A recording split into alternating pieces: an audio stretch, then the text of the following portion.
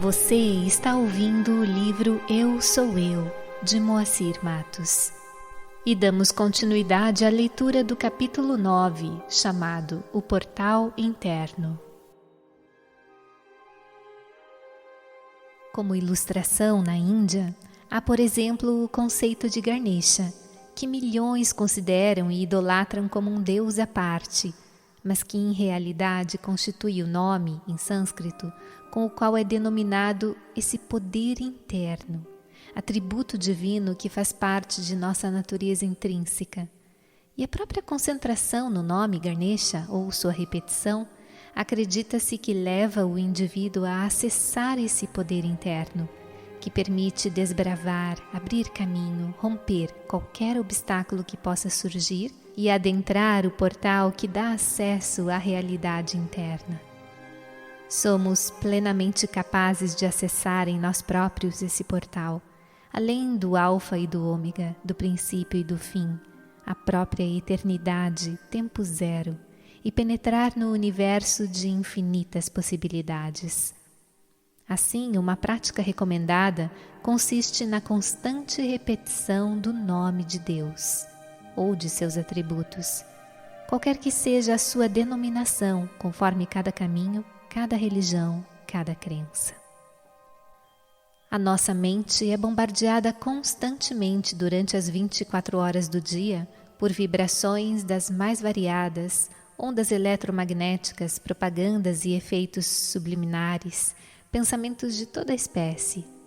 Assim, pronunciar os nomes de Deus ou apenas pensar nos nomes ajudam e muito a purificar nossa mente, saturada de clichês dos mais diversos durante milênios e milênios. Essa ideia inclui também o entoar canções devocionais e mantras, com temas voltados para os diversos nomes atribuídos a Deus ou a seus mensageiros, bem como para seus atributos ou virtudes. Uma prática bem comum e muito eficaz consiste no entoar o mantra Om, que pode ser realizado por 21 vezes ou 108, etc. Sabemos das próprias escrituras ocidentais que no início só havia o Verbo e que a partir do Verbo todo o universo passou a se manifestar. Por exemplo, segundo a Bíblia de Jerusalém, em João 1, versículos 1 a 5, nós temos: No princípio era o Verbo, e o Verbo estava com Deus, e o Verbo era Deus. No princípio, ele estava com Deus. Tudo foi feito por meio dele, e sem ele nada foi feito. O que foi feito nele era a vida, e a vida era a luz dos homens. E a luz brilha nas trevas, mas as trevas não a apreenderam. E no Antigo Testamento, em Salmos 33, versículos 1 a 6, segundo a Bíblia hebraica, temos ainda sobre a criação de tudo que existe pelo poder da palavra. Justos, exultai no eterno. Aqueles de coração puro, cabe erguer cânticos de louvor. Rendei graças com o saltério e com a harpa. Entoai uma nova canção com doçura, júbilo e exaltação, pois perfeita é a palavra do Eterno, e fidelidade marca tudo o que faz. Ele ama a retidão e a justiça. Repleta está a terra da benignidade do Eterno. Por sua palavra foram criados os céus, e pelo sopro de sua boca, tudo que nela existe. E o próprio Jesus nos fala sobre a palavra divina em Mateus 4, versículos 3 a 4. E chegando a ele, o tentador lhe disse: Se tu és o Filho de Deus, manda que estas pedras se transformem em pães. Jesus respondeu: Está escrito, nem só de pão viverá o homem, mas de toda a palavra que procede da boca de Deus. Assim, o que nutre em realidade não é propriamente o que denominamos alimento, mas a vibração cósmica, o verbo, a energia sutil e invisível que impregna em essência todos os denominados alimentos, ou seja, o prana, o alento vital, a substância de vida, plena do amor divino, e que pode ser ativada, por exemplo, pelo cantar de mantras, pela vontade divina em nós. E como nos diz Chico Xavier, o amor é o alimento das almas. E ainda Jesus, fiel intérprete da palavra divina em Marcos 13:15.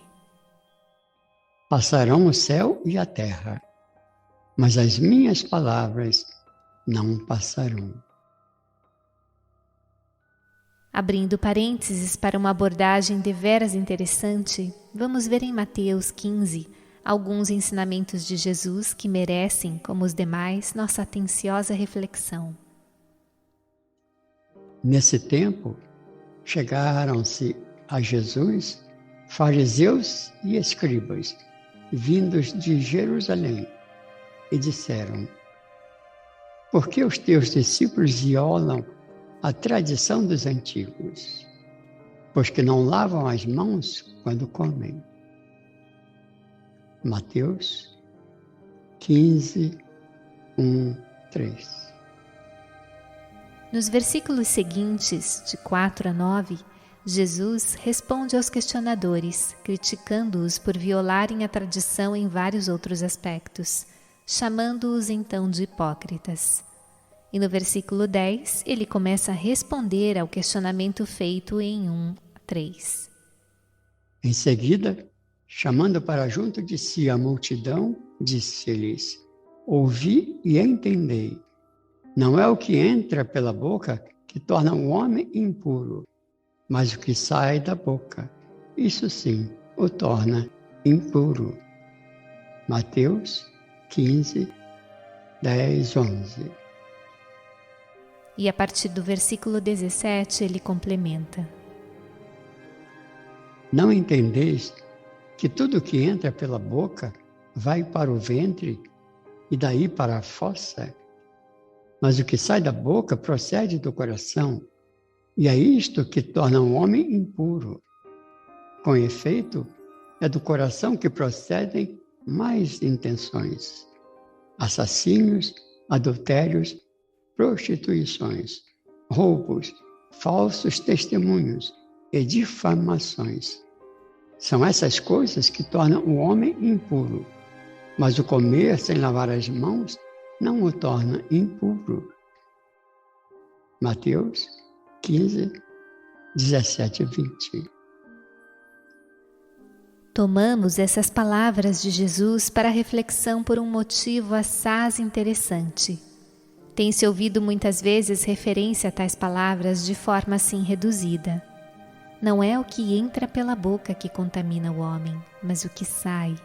Como argumento para muitos que ainda estão apegados à alimentação carnívora, quando então pegam essa frase de Jesus como base para suas justificativas, considerando, no entanto, que tais palavras foram proferidas num contexto muito particular, ou seja, sobre o comer sem lavar as mãos por parte dos discípulos de Jesus.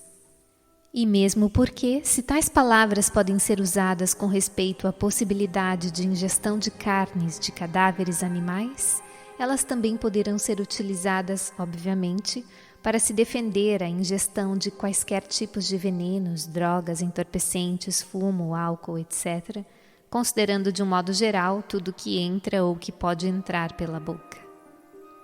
E nessa passagem podemos também observar outro aspecto, e que confirma que não é propriamente o que denominamos alimento em si que nutre, pois tudo que entra pela boca vai para o ventre e daí para a fossa.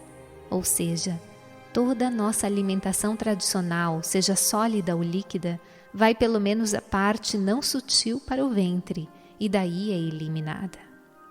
Então, o que nos alimenta realmente, essência de todos os alimentos, é algo bem mais sutil, praticamente imperceptível ainda, o prana, fluido universal que pode ser absorvido pela prática de exercícios de pranayama, que são disciplinas especiais de regulação da respiração ou de absorção do prana. E há, na Índia, yogis que se abstêm de qualquer tipo de alimento sólido ou líquido, mas que são versados nessas técnicas especiais para a absorção de prana diretamente da atmosfera. Existem alguns em momentos especiais que não necessitam nem da respiração para tal, absorvendo o prana através de outros processos mais sutis, pela própria meditação, ativando certos sensores ou receptores de energia em corpos mais sutis. Não há aqui nenhuma intenção de crítica às pessoas que ainda usam esse tipo de alimentação carnívora, mas apenas ressaltando que essas palavras de Jesus nada têm a ver com essa questão. E numa observação deveras interessante, a humanidade pode ser dividida em duas partes com relação à alimentação: a vegetariana e a que se tornará um dia vegetariana.